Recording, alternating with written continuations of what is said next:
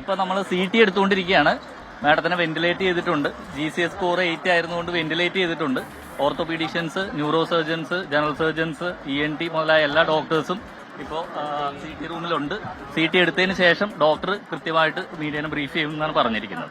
കേട്ടോ, thank you. കൂടുതൽ details doctor ഇപ്പോൾ പുറത്ത് വന്നതിന് ശേഷം പറയും. ഡോക്ടേഴ്സ് എല്ലാം അവൈലബിൾ ആണ്. ന്യൂറോ സർജൻസ്, ഓർത്തോപീഡീഷ്യൻസ്, ജനറൽ സർജൻസ് അടക്കം ENT എല്ലാം അടക്കമുള്ള എല്ലാ ഡോക്ടേഴ്സും ഇവിടെ ഇപ്പോൾ എത്തിച്ചേർന്നിട്ടുണ്ട്. കേട്ടോ, ആ കൂടുതൽ ഡീറ്റെയിൽസിനെ പറ്റിയിട്ട് ഡോക്ടർ 10 മിനിറ്റ്സിനുള്ളിൽ പുറത്ത് വന്നിട്ട് പറയും. അത് എനിക്കറിയില്ല. ഇപ്പൊ CTയുടെ അകത്ത് കയറ്റിയിരിക്കുകയാണ്. അതുകൊണ്ട് ആ ഡീറ്റെയിൽസ് എനിക്ക് പറയാൻ ഇപ്പോൾ സാധിക്കില്ല. അത് കുറച്ച് നേരം കൂടി വെയിറ്റ് ചെയ്യണം. Thank you. ഹോസ്പിറ്റൽ PRO നമ്മോട് സംസാരിക്കുകയായിരുന്നു.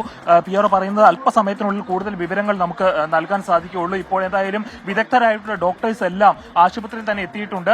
അതുകൊണ്ട് തന്നെ ഇപ്പോൾ തൽക്കാലത്തേക്ക് വേറൊരു ആശുപത്രിയിലേക്ക് മാറി പോകേണ്ട ഒരു കാര്യമില്ല, അല്ലെങ്കിൽ കൂടുതൽ വിദഗ്ധരായിട്ടുള്ള ഡോക്ടർമാരുടെ ആവശ്യം ഇപ്പോഴില്ല. ഇപ്പോൾ നിലവിൽ ഈ ആശുപത്രിയിൽ തന്നെ ആവശ്യത്തിനുള്ള ഡോക്ടർമാരുടെ വിദഗ്ധ സംഘം തന്നെയാണ് ഉണ്ട്. അതുകൊണ്ട് തന്നെ ആശുപത്രി മാറ്റുന്ന ഒരു സാഹചര്യം ഇപ്പോഴില്ല. കൂടുതൽ വിവരങ്ങളെ കുറിച്ച് മനസ്സിലാക്കണമെങ്കിൽ CT സ്കാൻ ഇപ്പോൾ പ്രവേശിപ്പിച്ചിരിക്കുകയാണ്. അതിന്റെ റിസൾട്ട് വരണം. ആ റിസൾട്ട് വന്നതിന് ശേഷം മാത്രമേ കൂടുതൽ വിശദമായിട്ടുള്ള ഒരു കാര്യം വിലയിരുത്താൻ സാധിക്കുകയുള്ളൂ. ഏതായാലും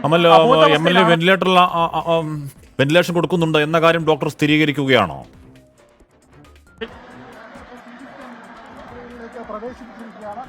ഇല്ല, അത്തരത്തിലുള്ളൊരു സ്ഥിരീകരണം ഒന്നും ഇതുവരെയും വന്നിട്ടില്ല ഹാഷ്മി. ആ ഒരു സ്ഥിരീകരണം ഇപ്പോൾ PROയുടെ ഭാഗത്തു നിന്ന് ഉണ്ടായിട്ടില്ല. കൂടുതൽ വിശദമായിട്ടുള്ള വിവരങ്ങൾ ഡോക്ടർമാരുടെ ഭാഗത്തു നിന്നാണ് ഉണ്ടാവേണ്ടത്. അവർ അല്പസമയത്തിനടക്കം മാധ്യമങ്ങളെ കാണുവാനുള്ള സാധ്യതകളെല്ലാം ഉണ്ട്. ഇപ്പോഴേതായാലും വെന്റിലേഷൻ പോലുള്ള കാര്യങ്ങളെക്കുറിച്ചൊന്നും ഒരു തരത്തിലുള്ള സൂചനയും നമുക്ക് ലഭിക്കുന്നില്ല. ഏതായാലും ഉമാ തോമസിന് ഇപ്പോൾ CT സ്കാൻ കഴിഞ്ഞിട്ടുണ്ട്. ഈ CT സ്കാനിന്റെ ഫലം വന്നതിന് ശേഷം മാത്രമേ ഒരു തീരുമാനത്തിൽ എത്തുവാൻ സാധിക്കുകയുള്ളൂ. ഇപ്പോൾ ന്യൂറോ സർജൻ അടക്കമുള്ളവർ ഇവിടെ എത്തിയിട്ടുണ്ട്. വിദഗ്ധമായിട്ടുള്ള ഡോക്ടേഴ്സ് എല്ലാം ഇവർ എത്തിയിട്ടുണ്ട്. അവരുടെ പരിശോധനകൾക്ക് ശേഷം മാത്രമേ ഡോക്ടർമാരുടെ വിലയിരുത്തൽ ഉണ്ടാവുകയുള്ളൂ. അതിനുശേഷം മാത്രമേ ഒരു തീരുമാനത്തിലെത്താൻ സാധിക്കുകയുള്ളൂ. അല്ലാതെയുള്ള ഊഹാപോഹങ്ങൾക്കൊന്നും യാതൊരു പ്രസക്തിയുമില്ല. ഹാഷ്മി, ഊഹാപോഹമല്ല. അമൽ, PRO പറയുന്നുണ്ടായിരുന്നു ഏതോ ഒരു ലെവൽ, എന്താണ് എനിക്ക് കൃത്യമായി കിട്ടിയില്ല. അത് ഹോസ്പിറ്റലിൽ കൊണ്ടുവന്നപ്പോൾ ഏതോ ഒരു ലെവൽ കുറവായിരുന്നു, അതുകൊണ്ട് വെന്റിലേഷൻ കൊടുക്കുന്നു എന്നാണ് PRO പറഞ്ഞത്. അതിന്റെ കൂടുതൽ വിശദാംശങ്ങൾ ഡോക്ടർമാർ പറയുമെന്നാണ് പറയുന്നത്. എന്തായാലും തൃക്കാക്കര MLA ഉമാ തോമസിന് അപകടത്തിൽ അതിഗുരുതരമായ പരിക്കാണ് ഏറ്റിരിക്കുന്നത്. എത്രയും പെട്ടെന്ന് MLA ആരോഗ്യം വീണ്ടെടുക്കട്ടെ എന്ന് ആഗ്രഹിക്കുന്നു, പ്രാർത്ഥിക്കുന്നു. കൊച്ചി ജവഹർലാൽ നെഹ്റു സ്റ്റേഡിയത്തിലെ VIP ഗാലറിയിൽ നിന്ന് താഴേക്ക് 20 അടിയോളം ഉയരത്തിൽ നിന്ന് MLA താഴേക്ക് വീണു. അത് അപകടത്തിന്റെ ദൃശ്യങ്ങൾ കാണുമ്പോൾ നമുക്ക് ഞെട്ടലാണ് ഉണ്ടാകുന്നത്. വലിയ സുരക്ഷാ വീഴ്ച ഉണ്ടായി എന്തൊക്കെ ദൃക്സാക്ഷികൾ പറയുന്നുണ്ട്. ഉറപ്പായും അതിന്റെ പരിശോധനയൊക്കെ ആവശ്യമാണ്. പക്ഷേ ഈ സമയത്ത് MLAയുടെ ആരോഗ്യനിലയെക്കുറിച്ചുള്ള വാർത്തകൾക്ക് തന്നെയാണ് പ്രാധാന്യം. ശ്രീ ബൈജു കൊട്ടരക്കര ചേരുന്നു. ശ്രീ ബൈജു കൊട്ടരക്കര, താങ്കൾ ആ സമയത്ത് ആശുപത്രിയിൽ ഉണ്ടായിരുന്ന ആളാണ്. എനിക്ക് തോന്നുന്നു MLA അവിടെ വരുമ്പോൾ തന്നെ നല്ല പരിക്കുണ്ടായിരുന്നു അല്ലേ ശ്രീ ബൈജു കൊട്ടരക്കര?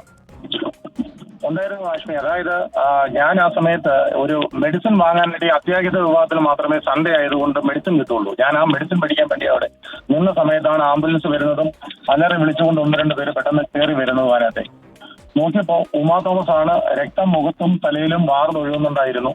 ഈ ചെവിക്ക് പിന്നിലുള്ള ഒരു മുറിവുണ്ട്. ആ മുറിവാണ് അല്പം ഡേഞ്ചർ ആയിട്ടുള്ളതെന്നാണ് ഡോക്ടേഴ്സ് ഒക്കെ പറയുന്നത്. എന്താണെങ്കിലും ശരി, അവര് അൺകോൺഷ്യസ് ആയിരുന്നു വരുന്ന സമയം മുതൽ. ആ വരുന്ന സമയത്ത് മാത്രം അല്പം ബോധം ഉണ്ടായിരുന്നതായിട്ട് എനിക്ക് തോന്നി. പക്ഷേ അൺകോൺഷ്യസ് ആണെന്നാണ് ഡോക്ടേഴ്സ് എല്ലാം പറയുന്നത്. അവിടെ എത്തുമ്പോൾ ഡോക്ടർമാരെല്ലാം ഉണ്ടായി. ഇപ്പോൾ അവിടുത്തെ ആശുപത്രി PRO പറയുന്നു കൊട്ടരക്കര അവിടെ എല്ലാ എന്താണ് സ്പെഷ്യലിസ്റ്റ് ഡോക്ടർമാരും അവിടെ ഉണ്ട് എന്ന് പറഞ്ഞാൽ MLAക്ക് കഴിയാവുന്ന തരത്തിലുള്ള പരമാവധി ചികിത്സ ഇപ്പോൾ നൽകുകയാണല്ലേ? ഇല്ല, ആ സമയത്ത് എല്ലാ ഡോക്ടർമാരും ഇല്ല. ആ സമയത്ത് ഒരു ഫിസിഷ്യൻ മാത്രമേ ഉണ്ടായിരുന്നുള്ളൂ. ഞാൻ അവിടെ തന്നെ ഉണ്ടായിരുന്നു. ഞാൻ അവിടെയാണ് അതിന്റെ അത്യാഹിത വിഭാഗത്തിന്റെ ഫ്രണ്ടിലുള്ള ആ മെഡിക്കൽ അവിടെ തന്നെയാണ് ഞാൻ നിന്നിരുന്നത്. അവിടെ ആ ഡോക്ടേഴ്സ്, അതായത് ഫിസിഷ്യൻസ് നോക്കി കുറെ കഴിഞ്ഞ് ഒരു 10-25 മിനിറ്റ് കഴിഞ്ഞതിന് ശേഷം മാത്രമാണ് അങ്ങോട്ടേക്ക് ന്യൂറോ സർജൻ വന്നു കയറിയത്.